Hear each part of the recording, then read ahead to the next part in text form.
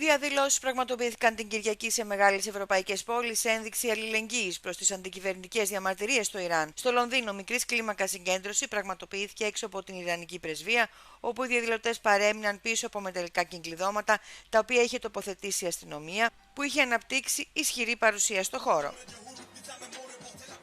Στο Παρίσι, εκατοντάδες πολίτες συμμετείχαν σε ειρηνική πορεία με κατεύθυνση το Τροκαντερό, εκφράζοντας την υποστήριξή τους προς όσους αντιδρούν σε αυτό που χαρακτηρίζουν καταπιεστικό καθεστώς. Παράλληλα, μικρή συγκέντρωση πραγματοποιήθηκε και στην Place Bellecour, την κεντρική πλατεία της Λιών, όπου δεκάδες άτομα συγκεντρώθηκαν για να δηλώσουν τη συμπαράστασή τους. Οι διαδηλωτές κρατούσαν πανό και πλακάτ με αιτήματα για περισσότερες ελευθερίες και τον τερματισμό της βίας κατά των διαμαρτυρωμένων. Οι διαμαρτυρίες στο Ιράν ξεκίνησαν πριν από περίπου 2 εβδομάδες εν μέσω αυξανόμενης κοινωνικής δυσαρέσκειας λόγω της κατάρρευσης του εθνικού νομίσματος του Ριάλ. Οι πολίτες διαμαρτύρονται για τη ραγδαία επιδείνωση του βιωτικού τους επίπεδου, με τον πληθωρισμό να υπερβαίνει το 40% και τη χώρα να αντιμετωπίζει σοβαρή κρίση στις τιμές των τροφίμων.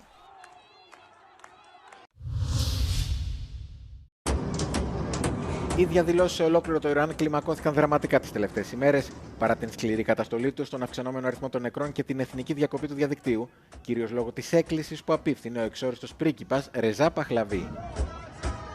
Ο Παχλαβί γεννήθηκε το 1960 και η γέννησή του ήταν ένα γεγονός εθνικής σημασίας, καθώς το Ιράν γιόρταζε την άφιξη του διαδόχου του θρόνου. Το 1978 ο πρίγκιπας εγκατέλειψε την πατρίδα του για να φοιτήσει σε σχολή πιλότων στις Ηνωμένες Πολιτείες. Ένα χρόνο αργότερα, ο πατέρας του εγκατέλειψε το Ιράν κατά την έναρξη της λεγόμενης Ισλαμικής Επανάστασης. Μετά τον θάνατο του πατέρα του, ο Ρεζά Παχλαβί ανέλαβε τον ρόλο του Σάχη, αλλά δεν επέστρεψε ποτέ στο Ιράν. Προσπάθησε να αποκτήσει επιρροή από το εξωτερικό, αλλά δεν τα κατάφερε. Δεκαετίες μετά την πτώση της μοναρχίας, προσπαθεί και πάλι να τοποθετήσει τον εαυτό του ως βασικό παράγοντα για το μέλλον της χώρας του.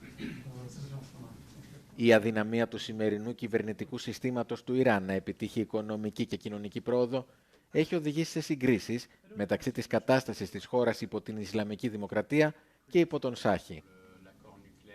Αυτές οι συγκρίσεις είναι που είχαν ως αποτέλεσμα την ανάδειξη του Ρεζά Παχλαβί ως της σημερινής ηγετικής μορφής της αντιπολίτευσης.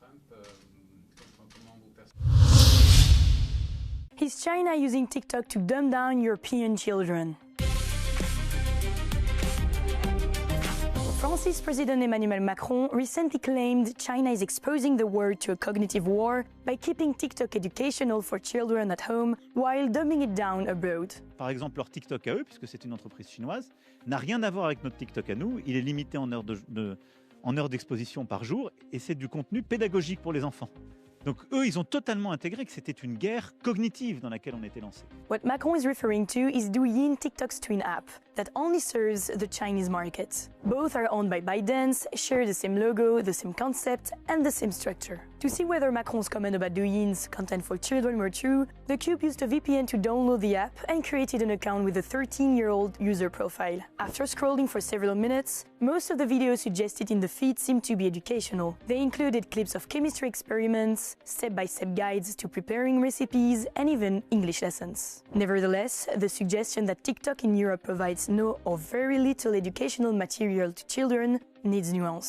At first glance, the feed shown to users under 13 does seem to be dominated by entertaining and comedic posts rather than educational. Yet, since 2024, the platform has introduced an optional feed providing strictly educational content on science, technology, engineering, and maths, tailored specifically for 13-year-olds. It should also be noted that the adult versions of both apps are less regulated and show similar content which is shaped by the viewer's tastes. Another factor that does lend credence to Macron's claims is the general social media censorship enforced by Xi Jinping's government. By comparing Douyin's and TikTok's privacy terms, it becomes clear that Douyin operates under stricter rules that promote the Chinese state, banning content that seriously hurts national sentiments.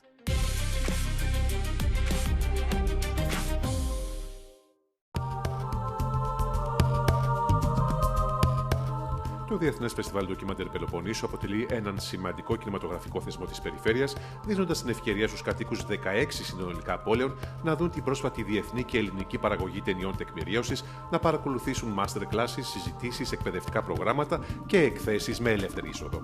Η 11η διοργάνωση ολοκληρώθηκε καταγράφοντας ρεκόρ συμμετοχών, αφίξεων και δράσεων. Φέτος προβλήθηκαν 77 ελληνικά και ξένα ντοκιμαντέρ και 32 ταινίες μικρού μήκους. Το φεστιβάλ διοργανώνεται από το Κέντρο Δημιουργικού Ντοκιμαντέρ Καλαμάτας και αποτελεί σημείο αναφοράς και εξωστρέφειας για την πόλη. Η Καλαμάτα πριν αρκετά χρόνια, πριν 20 χρόνια, είχε ένα πολύ οργανωμένο και διεθνές φεστιβάλ, το οποίο τέλειωσε άδοξα το 2004. Υπήρχε λοιπόν στη συλλογική μνήμη της Καλαμάτας αυτό το φεστιβάλ και όταν ήρθα πριν 11-13 χρόνια στην πόλη για να ζήσω, ψάχνοντας καλύτερη ζωή για μένα και για το παιδί μου, κατάλαβα ότι η Καλαμάτα το ήθελε κάτι τέτοιο. Οπότε υπήρχε ένα πρόσφορο έδαφος και όταν ξεκινήσαμε με κάποιους συλλόγους πολιτιστικούς, καταλάβαμε ότι ο Καλαματιανός ήρθε, δηλαδή το αγκάλιασε αμέσως αυτό. Σκέφτηκα ότι θα ήταν καλό να επεκταθεί και σε άλλες πόλεις. Έχουμε φτάσει σήμερα μετά από 11 χρόνια να γίνεται σε 16 πόλεις όλη την Πελοπόννησο. Επίσημος καλεσμένος της φετινής διοργάνωσης ήταν ο πολυβραβευμένος σκηνοθέτης Ανδρέας Χάρτμαν, ο οποίος παρουσίασε 3 ταινίες του, μια έκθεση φωτογραφίας και ένα masterclass. Στο τελευταίο ντοκιμαντέρ του με τίτλο Τζοχάτσου into Thin Air, οι άνθρωποι που έγιναν καπνός, εστιάζει σε ένα απίστευτο κοινωνικό φαινόμενο που συμβαίνει στην Ιαπωνία. Κάθε χρόνο χιλιάδες Ιάπωνες επιλέγουν συνειδητά να εξαφανιστούν, κόβοντας κάθε δεσμό, ώστε να ξεφύγουν από την κοινωνική πίεση, τα χρέη ή από ένα κακοποιητικό οικογενειακό περιβάλλον. Ο Γερμανός δημιουργός καταφέρει να αποτυπώσει συγκλονιστικά αυτή την ιδιότυπη τάση μέσα από καθηλωτικές συνεντεύξεις ανθρώπων που εξαφανίστηκαν, αλλά και οικείων τους που ακόμα ψάχνουν να τους βρουν. We made a special agreement with them that we will not show this film, or at least this version of the film, inside of Japan, and we will only show it to an international audience outside of Japan. And under this condition, they decided to show their face also in the film. Of course, for them it was also not an easy decision, because of course there's the risk of that the film is leaking to Japan at some point, but for them it was still more important to participate and to share their story, because for some of them it was maybe also the first time to tell their story, and it was kind of a therapeutic process also for them. We were from the very beginning fascinated by this industry, which is around this phenomenon. So there are these night moving companies which help people overnight to move to another place. So these companies are basically moving companies, transportation companies, but they have this special service of making you vanished overnight, and they help you also to start a new life and provide you new accommodation where you don't need documents, ID documents, and also provide you new work where you can work anonymously.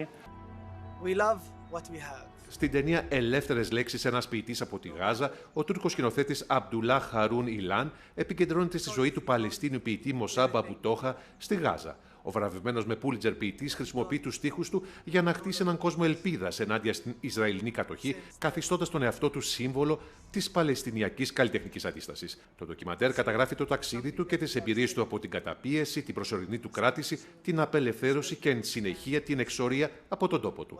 Χρησιμοποιώντας ανέκδοτο υλικό από την κατεστραμμένη Γάζα, η ταινία συνδυάζει την ποίηση με το animation. Απέσπασε στη διοργάνωση το βραβείο Διεθνούς Ντοκιμαντέρ Μικρού Μήκους και το βραβείο Κοινού. I wanted to focus on the imaginary world of the people of Gaza, because already what is going on in Gaza was full of destruction and the death. And if I wanted to use my camera and my documentary to show what is going on in a very realistic way, all I could show was death and the very negative things. So because of that, I wanted to be in the side of hope, which was the main motivation of the artist in Gaza, also our poet. We wanted to have an animation sequence for the part that our main character had really bad experiences. Because those experiences are, first of all, not easy for my main character to talk about. And also, I didn't want to show graphic videos and footage, archive footage, but I also wanted to show what was going on there. So we found the way of making some animations, because with that sequence, I didn't feel bad, because if I didn't show what was going on, I would also feel bad, but also I would feel bad if I would show directly what was going on. Το ντοκιμαντέρ «Κοντσέρτο για άλλα χέρια» αποτελεί το σκηνοθετικό ντεμπούτο του Ερνέστο Γκονζάλες Δίας, ο οποίος παρακολουθεί τη ζωή και τη διαδρομή του Νταβίτ Γκονζάλες Λατρόν ντε Γκεβάρα, ενός αγοριού με σύνδρομο Μίλλερ, που προσπαθεί να μάθει πιάνο και να κάνει μουσική καριέρα με τη βοήθεια του πατέρα του που είναι πιανίστας. Ο πατέρας το θεωρεί αδύνατο, αλλά ο γιος του θα τον διαψεύσει. Μαζί ξεκινούν ένα μουσικό ταξίδι που κορυφώνεται με μια νέα πρόκληση για τον Νταβίτ, την πρεμιέρα του δύσκολου κοντσέρτου για πιάνο που συνέθεσε ο πατέρας του γι' αυτόν.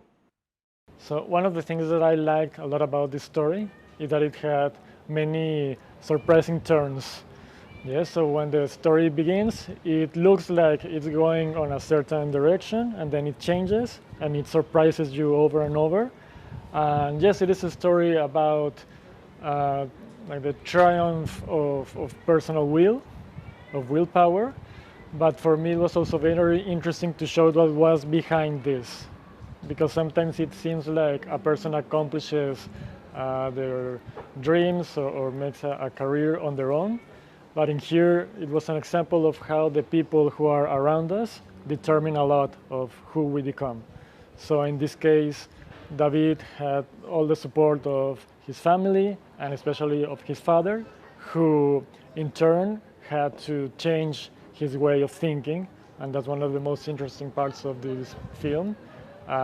And for me, it was very important to show this evolution of David, but also of his father, and how this allowed them to make a team together and to work together to achieve their dreams.